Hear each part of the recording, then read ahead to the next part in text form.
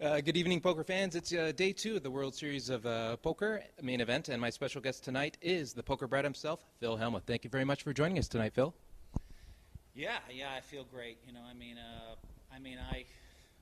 Security wakes me up at 1:30 in the afternoon and says, "You're playing today." They broke into my room, and I'm like, "What? I'm playing today?" I didn't have any idea. I hadn't looked at any schedules. I assumed it was Tuesday. I told all my friends Tuesday. Told my wife Tuesday, and so now I just get dead out of bed and just fly out the door.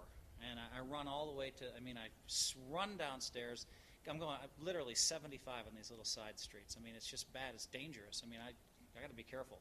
And I'm running all the red lights and stuff, and boom, arrive here, and I have $6,925.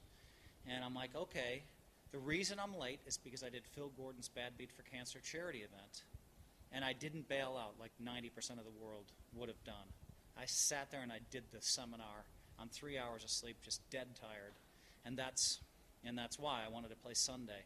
And I said, but sometimes when you do great things for charity and you live your life the right way, sometimes karma can give you a nice kick in the butt, upward, And so I kept thinking, from a karma point of view, maybe something great will happen today. And I just sat there and I ran the 7 into 12,000. I'm sitting on 12,000 for hours. The blinds are 3-6 and 4-8, and all the champions are coming by and looking at me and snickering, and you've got the internet kids behind me saying you should have moved all in with the 10s. Instead, I ran my chips up to 64,900 without ever being all in. Not one all in. It's a very impressive start of it. That's as good as I could play poker, so I'm just really pleased, and it's only day 2, but I feel like I'm chip leader, I'm so happy. It's like you'd think I have like 400,000. I understand that you owe Mike Matiso a dinner, maybe, for getting the security guards to wake you up this morning? I think my wife got the security guards to wake me up. I'm not sure that it was Matiso. That's what he tweeted. He tweeted that he had called the security guards to wake you up. He might have. I'll have to check in with him. It might have been Mike, but my wife said she called the security guards. But if it was Mike, thanks, buddy. Appreciate it. I love Mike. He has a really good heart. Any particular hands that you got involved in today that were really interesting? It was very interesting. I raised with 2 10s. I had 10,000 behind, and Dan Shack moved in. And, the blinds are, 2-4, 255, and it's only 20 big blinds or whatever.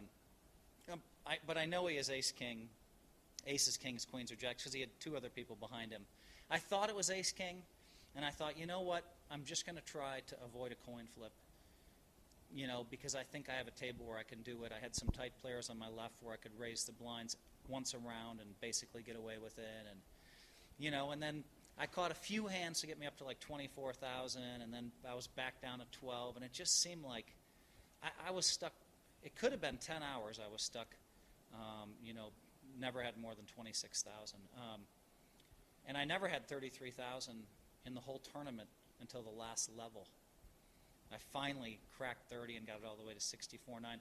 One key hand, a pretty good player who I respect, moved in on the button for 17,000. The blinds were 6 and 12, and I'm like, I have ace-jack in the small blind. My instincts are screaming, call, call, call, call, call. The logic screams call, too, because he would have min-raised it with ace-king and looked for action, or ace-queen. I already know that. And I think if he had, 10s or above, he would have min-raised it as well. So ace-jack has to be good, unless he has 5s or 6s. And so I called him, and he had king-jack. And that was a big pot for me because we had 17,200 each in there, plus the big blind, plus all the antes. And, I don't have to win that. And, sure, I'm a big favorite. And so I was enormously relieved when it came, 5, 5, 10, jack, 10. And so I got to scoop that one. That was a key pot for me. Other than that, there was really no memorable pots. I think once I switched tables, that table was killing me because I had all these super aggressive kids on my right. And I knew when they were weak, but I decided not to play with them because they're crazy enough to move in anyway. So I just waited and waited and waited and waited. That was killing me all day. The first hand at the new table, I raised with 3s, flopped a set. Didn't win much. The second hand, I called a raise in the big blind with 7s. It came deuce, 4, 5. I bet out. The other guy, thank God, folded. Because if he puts any heat on, I'm going to muck that. And the third hand, I had 2 5s in the small blind. I raised. The big blind called. It came deuce 4-9. I bet out 3K. He called.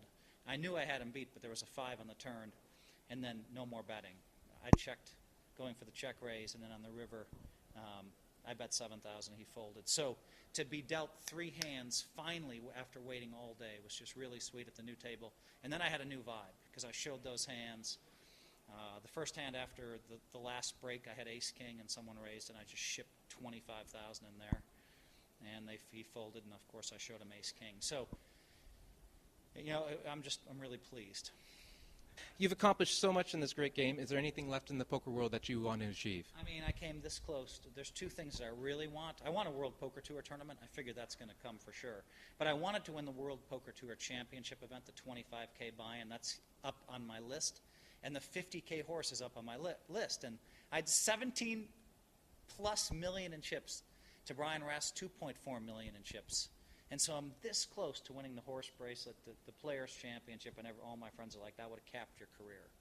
You know, and so that one I really want, and just to get that close is just frankly depressing. And, you know, I heard stories from my fans, you know, people were hurting themselves after I finished. I mean, people were kicking stuff around the room. I mean, it's nice that I think that almost everybody in the poker world, 99.9% was pulling for me to win that after my 2 seconds. And so it just feels good that I think finally now the fans are starting to see that I'm not a bad guy. Maybe I'm a little too cocky sometimes. And so it feels good to kind of have everybody in my corner for once, for the first time in my life. Well, we're certainly all in your corner here at railbirds.com, and we wish you the best of luck for day 3. All right, man.